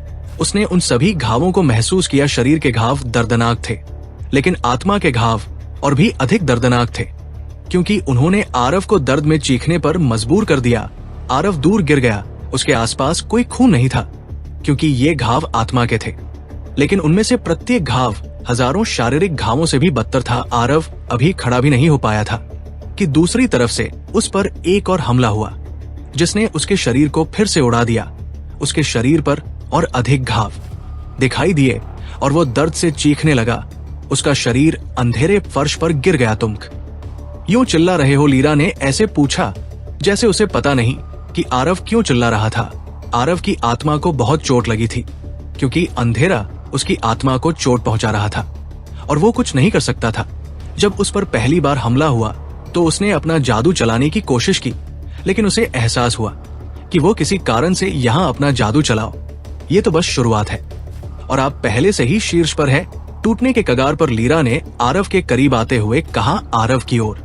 उसके प्रत्येक कदम के साथ आरव को ऐसा महसूस हुआ कि उसके शरीर पर अधिक से अधिक वजन आ रहा है जो उसे नीचे दबा रहा था। रॉयल लुमेन सिटी से थोड़ी दूरी पर एक जंगल था। उस समय जंगल के अंदर केवल एक व्यक्ति था और वो व्यक्ति भी एक अंधेरे अवरोध से घिरा हुआ था जो उसकी रक्षा कर रहा था। उन अवरोधों के अंदर एक युवती थी जो पेड़ से अपनी पीठ के बल बैठी थी। महिला ने अपनी आंखें बंद की थी और ऐसा लग रहा था कि वो सो रही है। हालांकि वहां गहरा अंधेरा था और उसके चेहरे पर बहुत भयंकर आभा थी। सौभाग्य से उसकी आभा अवरोध के अंदर ही रही ताकि बाहर के लोग इसे महसूस न कर सके। महिला के सामने एक काली किताब तैर रही थी जो और भी गहरे रंग की आभा से ढकी हुई थी। किताब का बीच का पन्ना खुला था जिस पर बहुत सारी बातें लिखी हुई थी। उसे ऐसा लग रहा था जैसे उसे हजारों पिनों से पिन किया गया हो। वे उसे दबा रहे थे। जब भी वो उठने की कोशिश करता, काली शराब उसकी आत्मा को और भी खामोश कर देती। आरव ने अपने दांत पीस लिए। मुझे मत बताओ कि तुम मुझसे माफी मांगने जा रही हो या जाने की इजाजत मांगने जा रही हो। यदि हाँ, तो आपको अपने शब्द नहीं बोलने चाहिए। आपको अपना मुंह तभी खोलना चाहिए जब आप मुझे बताना चाहते हैं कि मेरा पुश्तैनी सामान कहाँ है। मैं किसी और को ढूंढ लूंगा जो इसे मेरे पास ला सके। उसकी आभा कमजोर हो रही है। सूर्यांश आरव के सामने बैठा था और उसका हाथ उसके माथे पर था। वो महसूस कर सकता था कि आरव और भी कमजोर हो रहा था और उसकी दिल की धड़कन धीमी हो रही थी। ये वास्तव में एक अजीब घटना थी जिसे उसने पहले कभी नहीं देखा था। यहाँ तक कि देवांश को भी समझ में नहीं आया कि ऐसा क्यों हो रहा था। हालांकि आरव पैट्रिक के कर्मचारियों को बांधने में असफल रहा था, लेकिन ऐसा नहीं होना चाहिए था। बंधन विफल नहीं हुआ था। बंधन संरचना नियमित अंतराल पर चमक रही थी। भले ही कमजोर रूप से वो बेहोश नहीं था, ये सुनिश्चित है, सूर्यांश ने टिप्पणी की। इसका मतलब है कि उसकी चेतना अभी भी है, लेकिन फिर वो होश में क्यों नहीं है? सूर्यांश अपने समय में अंधकार के एक पवित्र पुजारी को जानता था, लेकिन तब भी वो ऐसे किसी मंत्र के बारे में नहीं जानता था वो किस प्रभाव में है। यदि वो जल्द ही इससे बाहर नहीं आया तो हम उसे हमेशा के लिए खो सकते हैं। आरव, बहादुर बनने की कोशिश मत करो। मुझे बताओ कि तुमने शहर में पैट्रिक के अंधेरे के कर्मचारियों को कहाँ रखा है। मैं वादा करता हूँ कि यदि आप मुझे बताएंगे तो मैं आपके साथ नरमी से पेश आऊंगा। लीरा ने आरव से उसके सामने घुटने टेकते हुए कहा। इतना दर्द होने के बावजूद आरव उस पर ध्यान केंद्रित नहीं कर पा रहा था कि वो क्या कह रही थी। मैंने आपको बताया था कि केवल मैं ही इसे बाहर ला सकती हूँ। आप एक आदमी को इसे बाहर लाने का आदेश देंगी तो क्या आप इसे खुद नहीं ला सकते हैं? खासकर अब जब अकादमी चोरी की घटना के बाद अधिक सुरक्षित हो गई है। आप मेरे बिना कुछ नहीं कर सकते। आप खुद को मजबूत दिखाने की कोशिश कर रहे होंगे, आप नियंत्रण में हैं, लेकिन आप गलत हैं। मैं स्थिति को नियंत्रित कर रहा हूँ। आपको मेरी मदद चाहिए, मेरी नहीं। आरव अभी भी दृढ़ खड़ा था। उसके चेहरे पर दर्द का एक भी निशान नहीं था, इस तथ्य के बावजूद कि वो पिछली बार तुम्हारा शरीर घायल हो गया था और तुम्हारे ग्रूमर ने तुम्हें बचाया था। तुम इससे ज्यादा गलत नहीं हो सकते थे, लेकिन इस बार सिर्फ तुम्हारा शरीर ही नहीं मरेगा, तुम्हारी आत्मा भी मरेगी। और एक बार तुम्हारी आत्मा नष्ट हो गई तो तुम्हारा ग्रूमर भी तुम्हें वापस जिंदा नहीं कर सकता। लीरा मुस्कुराई और अपने ठंडे हाथ आरव के गालों पर रख दिए। अब तुम डर गए हो, है ना? आरव ने जवाब में पूछा। ये एक धमकी है, आगे बढ़ो, मुझे मार डालो, लेकिन तुम जल्द ही मेरे साथ फिर से मिल जाओगे। चिंता मत करो। क्या मतलब है तुम्हारा? लीरा थोड़ी हैरान हुई। उसका क्या मतलब था? वो उसके साथ मौत के मुंह में जाने वाली थी। उसे नहीं पता था कि वो धोखा दे रहा है या नहीं, लेकिन क्या उसके दूल्हे के पास ऐसा कोई मंत्र था जो कहता है कि जो कोई भी उसकी आत्मा को नष्ट करता है वो उसके साथ मर जाता है? हालांकि उसने ऐसे मंत्र के बारे में कभी नहीं सुना था, इस तत्व के अस्तित्व के बारे में भी नहीं पता था। तो मंत्र क्या है? अपने अंतिम क्षणों में भी तुम मुझे मूर्ख बनाने की कोशिश कर रहे हो। छोटे लड़के, वो खड़ी हो गई। अगर तुम इसी तरह खेलना चाहते हो तो ठीक है, मैं तुम्हें नहीं मारूंगी, लेकिन मैं तुम्हें इतना दर्द दूंगी कि तुम चाहोगे कि तुम मर जाओ। हालांकि लीरा को लगा कि आरव धोखा दे रहा है। वो जोखिम नहीं लेना चाहती थी। थोड़ा सा मौका था कि ऐसा कोई मंत्र वास्तव में हो सकता है, क्योंकि आरव का तत्व मृत्यु से संबंधित था। बस सुरक्षित रहने के लिए उसने किसी भी मामले में उसे नहीं मारने का फैसला किया। वो उसकी आत्मा को यहाँ कैद रख सकती थी। जब तक आरव की चेतना यहाँ थी तब तक उसका ग्रिमोयर भी उसे मुक्त करने की कोशिश करेगा। वो इससे जुड़ नहीं सकता था। ये एक अलग जगह नहीं थी। ये वास्तविक दुनिया में भी नहीं था। ये एक उचित डोमेन था जो उसके अपने ग्रिमोयर सरणी के अंदर था। आरव की चेतना अंधेरे के इस ग्रिमोयर सरणी के अंदर फंस गई थी। ये उसके पक्ष में काम कर सकता, इस स्थिति में उसके खिलाफ था और उसे अपने ग्रिमोयर से दूर रख रहा था। किसी भी कीमत पर यदि वो कोई मंत्र इस्तेमाल करना चाहता था या मदद लेना चाहता था तो उसे अपने ग्रिमोयर एरे द्वारा स्थित होने का रास्ता खोजना होगा। आरव की चेतना अंधकार के दायरे में फंस गई थी। वो अपने एलिमेंटल्स का उपयोग करने में असमर्थ था। हालांकि पिछले कुछ दिनों में उसके ग्रिमोयर पर उसका नियंत्रण बहुत बेहतर हो गया था। फिर भी उसके लिए अपने ग्रिमोयर को यहाँ बुलाना काफी नहीं था। वो जमीन पर लेटा हुआ था और एक अंधेरी शक्ति उस पर काम कर रही थी। उसके हाथ उसके सामने थे, जिन पर दोनों तत्वों के निशान थे। फर्क सिर्फ इतना था कि उसकी काली अंगूठी यहाँ नहीं थी। हालांकि उस समय उसके शरीर से खून नहीं बह रहा था, लेकिन वो केवल इसलिए था क्योंकि वो अपने आध्यात्मिक रूप में यहाँ नहीं था। अंधकार, और मैं तुम पर दया कर सकता हूँ और तुम्हें ज्यादा नुकसान नहीं पहुंचा सकता। मुझे लगता है कि आपकी दया में मुझे इस जगह को छोड़ने की अनुमति देना शामिल नहीं है, आरव ने पूछा, क्योंकि वो अभी भी उस अंधेरी शक्ति का विरोध कर रहा था। विश्वासघात के लिए तुम्हें माफ नहीं कर सकता। लीरा इस मामले में आरव के समान थी, क्योंकि उसे धोखा दिए जाने का डर नहीं था। वो लीरा से नफरत करती थी। जब वो आरव के साथ थी, गांव वालों ने उससे अपना वादा तोड़ दिया, जिसके कारण उसने गुस्से में पूरे गांव को नष्ट कर दिया। लोकेश भी जानता था कि लीरा का व्यक्तित्व कैसा था। वो विश्वासघात को कभी नहीं भूली। अकेले उस विश्वासघात की तो बात ही छोड़िए, जिसने उसे बहुत कुछ सिखाया। ये एक ऐसी स्थिति थी जहां दोनों गलत थे, फिर भी दोनों एक ही समय में सही थे। लीरा ने आरव पर भरोसा किया कि वो कर्मचारियों को वापस लाएगा। भले ही वो उसे अपने से नीचे मानती थी, उसने उस पर भरोसा किया और कर्मचारियों को वापस लाने के लिए उसे नियंत्रित करने की कोशिश करके उसने माना कि आरव ने उसके विश्वास को धोखा दिया है। आरव अपनी जगह गलत नहीं था। वो कर्मचारी था जिसे लीरा उसे लीरा को देने जा रही थी, क्योंकि उसने वादा किया था कि ऐसा करने से पहले उसे बस एक सुरक्षा जाल की जरूरत थी। उसने खुद को बचाने की कोशिश को विश्वासघात नहीं माना। चाहे कुछ भी हो, वो लीरा पर आंख मूंद कर भरोसा नहीं कर सकता था अगर वो उसे जाने नहीं दे रही थी। आरव के लिए उसके साथ बातचीत करना बेकार था। उसके लिए ये दर्द आजीवन कारावास से कहीं बेहतर था। उसने अपने शरीर को बल के साथ ऊपर उठाया। हालांकि उसे लगा कि वो हजारों बर्फीले धातु के कांटों से चुभ रहा है। लीरा को बहुत गुस्सा आया ये देखकर कि आरव अभी भी उसका विरोध करने की कोशिश कर रहा था। बस इतना ही। अगर आप मेरी इतनी अवज्ञा करना चाहते हैं तो मैं आपको दिखाती हूँ कि ऐसा करने वालों के साथ क्या होता है।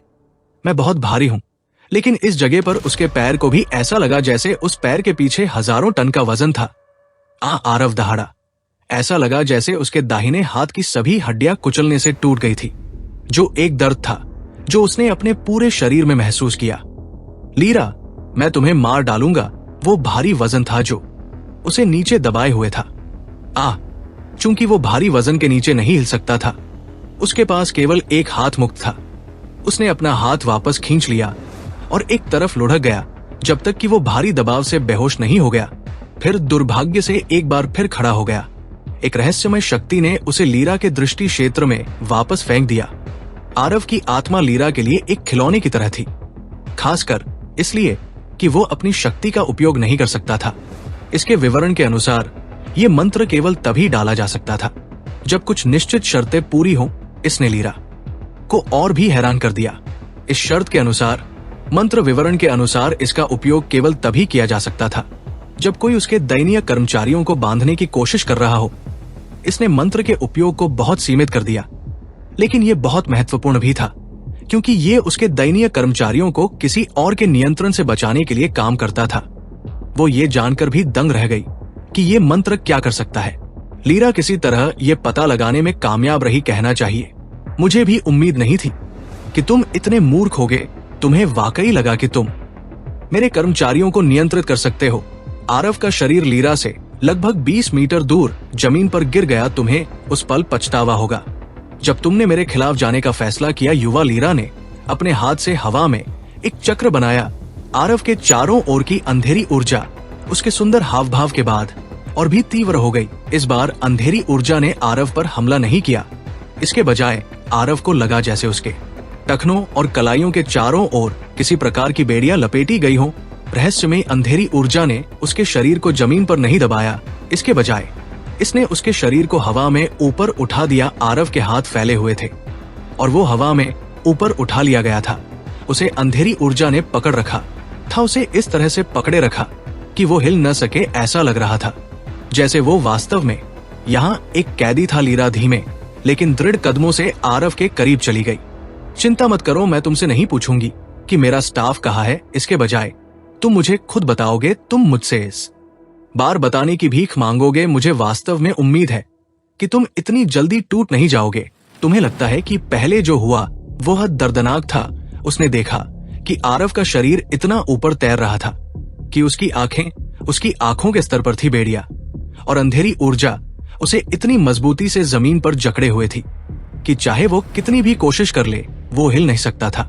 लीरा ने आरव की गुस्से वाली लेकिन काली आंखों में देखा और उसके ठंडे हाथों ने धीरे से उसके गालों को छुआ। जो पहले हुआ था वो सिर्फ एक वार्म अप था। अब तुम्हें एहसास होगा कि असली दर्द क्या होता है। उनमें से ज्यादातर ने एक दूसरे को देखा क्योंकि उन्होंने सोचा कि पहले मिस को देखना उनके बीच थोड़ी प्रतिस्पर्धा का संकेत था। वे सभी डमास को देख रहे थे, जाने की कोशिश की। उन्हें उनसे डरना चाहिए था।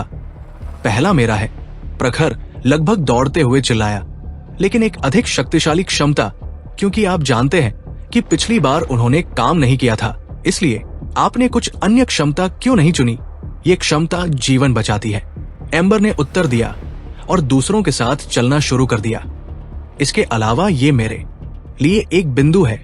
ईमानदारी से पार्थ केवल शिकायत कर रहा था क्योंकि वो जानता था कि इस समूह में इन सभी राक्षसों के साथ उसके पास प्रतियोगिता जीतने का कोई मौका नहीं था। कोई मौका नहीं, वो बस उसी लीग में नहीं था। भले ही वे अक्सर उसे इन आयोजनों में आमंत्रित करते थे। वो शापित लोगों को अच्छी तरह से जानता था और उसकी मजबूत क्षमताएं काम आई। इससे उसे लगा कि अगर उसकी क्षमताएं बेहतर होती तो क्या वे उसे आमंत्रित करने पर भी विचार करते। फिर भी एम्बर को लगा कि पार्थ सही था, क्योंकि अगर उनका सामना गौतम से होता है तो उसकी वर्तमान क्षमताएं उसे हराने के लिए पर्याप्त नहीं होंगी। प्रतियोगिता एक अच्छा विचार है। मुख्य बेस के करीब होंगे। समूह धीरे धीरे आगे बढ़ रहा था और अब उनका गंतव्य विशाल काला टावर उनकी पहुंच के भीतर था। नितिन छाया यात्रा का उपयोग करना नहीं जानता था, लेकिन वो अपनी छाया को जमीन पर फैलाने में सफल रहा, जिससे उनके कदम लगभग खामोश हो गए। वे चलते रहे। इलाका एक बार फिर बदल गया और अब ये एक जंगल जैसा लग रहा था। नीचे की जमीन अभी भी काली थी, लेकिन समूह के छिपने के लिए बहुत सारे पेड़ थे। दूसरों ने कुछ और दमास देखे।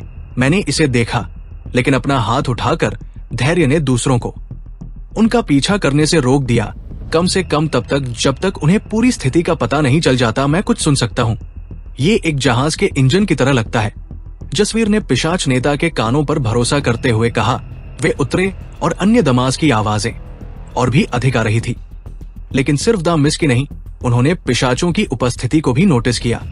और क्लोन एक मिनट रुके तो वे वैम्पायर की तरह ही डमास का क्लोन क्यों नहीं बना सकते?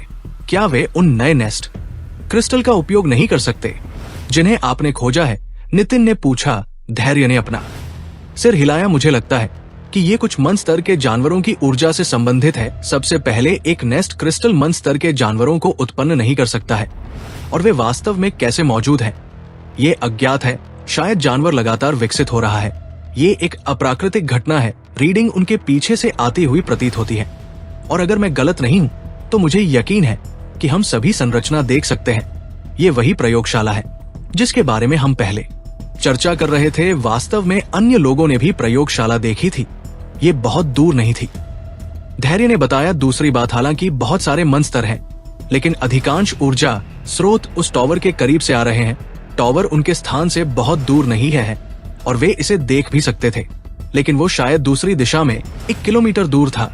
अब सवाल ये था, दोस्तों, क्या आप अभी भी अपनी प्रतिस्पर्धा चाहते हैं ना? तो मेरा सुझाव है कि आप खन्ना टॉवर की ओर चलें और अर्जुन को नितिन और पार्थ के साथ छोड़ दें। वो हमारे साथ आएगा और लाली और मिशिका मेरे साथ रहेंगी। आप लोग, मैं चाहता हूं कि आप जितना हो सके उतना बड़ा धमाका करें और अगर कोई परेशानी हो तो हमें तुरंत सूचित करें। अगर आप इसे संभाल सकते हैं तो पागल हो जाएं। अगर आप नहीं कर सकते हैं तो हम कुछ और योजना बनाएंगे। ईमानदारी से अगर आप लोग इसे संभाल नहीं सकते हैं तो मुझे संदेह है कि हम इसे भी संभाल पाएंगे। इसलिए हमें डी-मैन टियर जानवर से छुटकारा पाने के लिए एक और योजना की आवश्यकता है। दूसरा समूह प्रयोगशाला के अंदर जाएगा। ये कहते हुए उसने छोटे अर्जुन को आंख मारी। एक और कारण था कि वो अर्जुन के साथ अंदर जाना चाहता था, ये देखने के लिए कि क्या वे उसकी स्थिति के बारे में जानते हैं। मैं कुछ कर सकता हूं। आरव के अनुसार उसने उनके पास मौजूद तकनीक देखी थी और क्या जिन का क्लोन अभी भी यहाँ है। उसे विश्वास था कि वो कुछ ऐसा खोज लेगा जो सामंथा की मदद करेगा। खैर, मुझे बस इससे उबरना है और फिर मैं अपना बाकी समय उसके साथ बिता सकता हूँ। नितिन और बाकी लोगों को काली मीनार के सामने पहुंचने में ज्यादा समय नहीं लगा, लेकिन उन्होंने कुछ अजीब देखा। वहां पहुंचते समय उन्होंने देखा कि आधार के सामने की जमीन अंदर की ओर धंसी हुई थी और उसमें कई दरारें भी थी। आखिरकार उन्हें एहसास हुआ कि जमीन का ऐसा होना प्राकृतिक नहीं था। जिस जगह वे थे वहां एक बहुत बड़ा गड्ढा था। पहले उन्हें लगा कि ये जमीन का एक हिस्सा है, लेकिन अब जब वे काली मीनार तक पहुंचने वाले किनारे पर थे तो उन्हें एहसास हुआ कि ये एक गड्ढा था। क्या ये सिर्फ मैं हूं, या ऐसा लगता है कि किसी ने जमीन पर बम गिराया है, या शायद उसने इसे मुक्का मारा है? नितिन ने पूछा। ये बिल्कुल ऐसा ही दिखता है। क्या इसका मतलब ये है कि जिसने भी इसे बनाया है वो यही है? पार्थ ने पूछा। पहले भाग गया वह। धैर्य वहां खड़ा था और अजीब टावर के बाहर पहरा दे रहे दमाओं के एक समूह ने उसे देखा। किसी तरह हमें उस व्यक्ति का सामना करना होगा जिसने ये छेद बनाया है, चाहे वो यहाँ हो या नहीं। हमें उसे रोकने की कोशिश करनी होगी। हम सिर्फ उस पर निर्भर नहीं रह सकते। आरव लगातार अंबर कहता रहा और उसने एक पत्थर उठाया और डमास पर मारा। अगले ही पल पत्थर डमास के सिर पर लगा और वो तुरंत मर गया। बाकी लोगों ने भी खुद को तैयार कर लिया क्योंकि ऐसा लग रहा था कि कुछ देर में और लोग आने वाले हैं। धैर्य और बाकी लोगों ने कुछ सेकंड तक धैर्यपूर्वक इंतजार किया और उन्होंने दूर से लगातार विस्फोटों की आवाज सुनी। डमास ने ये देखा और वहां भाग गया, जबकि कुछ पीछे रह गए। ऐसा लगता है कि वे लोग वहां बहुत उत्पात मचा रहे हैं। चलो चलते हैं, धैर्य ने कहा। वो डमास कौन था जिसने इतना बड़ा छेद किया? क्या वो गौतम था या कोई और? धैर्य लैब से कुछ जानकारी हासिल कर पाएगा। आगे क्या होने वाला है जानने के लिए देखते रहिए संगीत। आगे क्या होने वाला है जानने के लिए देखते रहिए हमारे साथ संगीत। आगे क्या होने वाला है जानने के लिए देखते रहिए हमारे साथ संगीत। आगे क्या होने वाला है जानने के लिए देखते रहिए हमारे साथ संगीत। संगीत, आगे क्या होने वाला है ये जानने के लिए हमें देखते रहिए संगीत। आगे क्या होने वाला है ये जानने के लिए हमें देखते रहिए संगीत। आगे क्या होने वाला है ये जानने के लिए हमें देखते रहिए संगीत। आगे क्या होने वाला है ये जानने के लिए हमें देखते रहिए संगीत। आगे क्या होने वाला है ये जानने के लिए हमें देखते रहिए संगीत। आगे क्या होने वाला है ये जानने के लिए हमें देखते रहिए संगीत। तो सामंथा, मुझे बस इससे उबरना है और फिर मैं अपना बाकी समय उसके साथ बिता सकती हूँ। नितिन और अन्य लोगों को काली मीनार के सामने पहुंचने में अधिक समय नहीं लगा, लेकिन उन्होंने कुछ अजीब देखा। वहां पहुंचते समय उन्होंने देखा कि आधार के सामने की जमीन अंदर की ओर धंसी हुई थी और उसमें कई दरारें भी थी। अंततः उन्हें एहसास हुआ कि जमीन का ऐसा होना स्वाभाविक नहीं था। जिस स्थान पर वे थे पर एक बहुत बड़ा छेद था। पहले तो उन्हें लगा कि ये जमीन का एक हिस्सा है, लेकिन अब जब वे किनारे पर थे जो काली मीनार तक पहुंच गया तो उन्हें एहसास हुआ कि ये एक गड्ढा था। क्या ये सिर्फ मैं ही हूं, या ऐसा लगता है कि किसी ने जमीन पर बम गिराया है, या शायद उसने इसे मुक्का मारा है? नितिन ने पूछा। ये बिल्कुल ऐसा ही दिखता है। क्या इसका मतलब ये है कि जिसने इसे बनाया है वो यही है? पार्थ ने पूछा। पहले भाग गया। वो वहां खड़ा था और अजीब मीनार के बाहर पहरा दे रहे दामास के एक समूह ने उसे देखा। किसी तरह हमें उस व्यक्ति का सामना करना होगा जिसने ये छेद बनाया है, चाहे वो यहाँ हो या नहीं। हमें उसे रोकने की कोशिश करनी होगी हम वो सब करने जा रहे हैं जो हम कर सकते हैं। समय केवल आरव पर निर्भर नहीं रह सकता, अंबर ने कहा, और उसने एक पत्थर उठाया और दमास पर मारा। अगले ही पल पत्थर दमास के सिर पर लगा और वो तुरंत मर गया। बाकी लोगों ने भी खुद को तैयार कर लिया, क्योंकि ऐसा लग रहा था कि थोड़ी देर में और लोग आने वाले हैं। चलो चलते हैं, धैर्य ने कहा। वो दमास कौन था जिसने इतना बड़ा छेद किया? गौतम था या कोई और? क्या धैर्य लैब से कुछ जानकारी प्राप्त कर पाएगा? आगे क्या होने वाला है जानने के लिए देखते रहिए संगीत। आगे क्या होने वाला है जानने के लिए देखते रहिए हमारे साथ संगीत। आगे क्या होने वाला है जानने के लिए देखते रहिए हमारे साथ संगीत। आगे क्या होने वाला है जानने के लिए देखते रहिए हमारे साथ संगीत। आगे क्या होने वाला है जानने के लिए देखते रहिए हमारे साथ संगीत। आगे क्या होने वाला है जानने के लिए देखते रहिए हमारे साथ संगीत। आगे क्या होने वाला है जानने के लिए देखते रहिए हमारे साथ संगीत। आगे क्या होने वाला है जानने के लिए देखते रहिए हमारे साथ संगीत। आगे क्या होने वाला है जानने के लिए देखते रहिए हमारे साथ संगीत। आगे क्या होने वाला है जानने के लिए हमारे साथ देखते रहिए संगीत। आगे क्या होने वाला है जानने के लिए हमारे साथ देखते रहिए संगीत। आगे क्या होने वाला है जानने के लिए हमारे साथ देखते रहिए संगीत। आगे क्या होने वाला है जानने के लिए हमारे साथ देखते रहिए संगीत। आगे क्या होने वाला है जानने के लिए हमारे साथ देखते रहिए संगीत। आगे क्या होने वाला है जानने के लिए हमारे साथ देखते रहिए संगीत। आगे क्या होने वाला है जानने के लिए हमारे साथ देखते रहिए संगीत। आगे क्या होने वाला है जानने के लिए हमारे साथ देखते रहिए संगीत। आगे क्या होने वाला है जानने के लिए हमारे साथ देखते रहिए संगीत।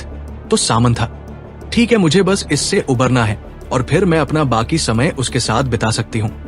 नितिन और अन्य लोगों को काली मीनार के सामने पहुंचने में अधिक समय नहीं लगा, लेकिन उन्होंने कुछ अजीब बात देखी। वहां पहुंचते समय उन्होंने देखा कि आधार के सामने की जमीन अंदर की ओर धंसी हुई थी और उसमें कई दरारें भी थी। छेद पहले तो उन्हें लगा कि ये जमीन का एक हिस्सा है, लेकिन अब जब वे किनारे पर थे जो काली मीनार तक ही पहुंच गया था, तो उन्हें एहसास हुआ कि ये एक गड्ढा था। क्या ये सिर्फ मैं ही हूँ, या ऐसा लगता है कि किसी ने जमीन पर बम गिराया है, या शायद उसने इसे मुक्का मारा है? नितिन ने पूछा। ये बिल्कुल ऐसा ही दिखता है। क्या इसका मतलब यह है कि जिसने भी इसे बनाया है वो यही है? पार्थ ने पूछा। अन पहले भाग गया। वो वहां खड़ा था और अजीब मीनार के बाहर पहरा दे रहे दामास के एक समूह ने उसे देखा। किसी तरह हमें उस व्यक्ति का सामना करना होगा जिसने ये छेद बनाया है, चाहे वो यहाँ हो या नहीं। हमें उसे रोकने की कोशिश करनी होगी। हम वो सब करने जा रहे हैं जो हम कर सकते हैं। समय केवल आरव पर निर्भर नहीं रह सकता, अंबर ने कहा, और उसने एक पत्थर उठाया और दामास पर मारा। अगले ही पल पत्थर दामास के सिर पर लगा और वो तुरंत मर गया। बाकी लोगों ने भी खुद को तैयार कर लिया, क्योंकि ऐसा लग रहा था कि थोड़ी देर में और लोग आने वाले हैं। धैर्य और बाकी लोगों ने कुछ सेकंड तक धैर्यपूर्वक प्रतीक्षा की और उन्हें दूर से लगातार विस्फोटों की आवाज सुनाई दे रही थी। दामास ने ये देखा और वहां भाग गया, जबकि कुछ पीछे रह गए। ऐसा लगता है कि वे लोग वहां बहुत हंगामा कर रहे हैं। चलो चलते हैं, धैर्य ने बताया। वो दमास कौन था जिसने इतना बड़ा छेद किया? गौतम था या कोई और? क्या धैर्य लैब से कुछ जानकारी हासिल कर पाएगा? आगे क्या होने वाला है जानने के लिए देखते रहिए संगीत।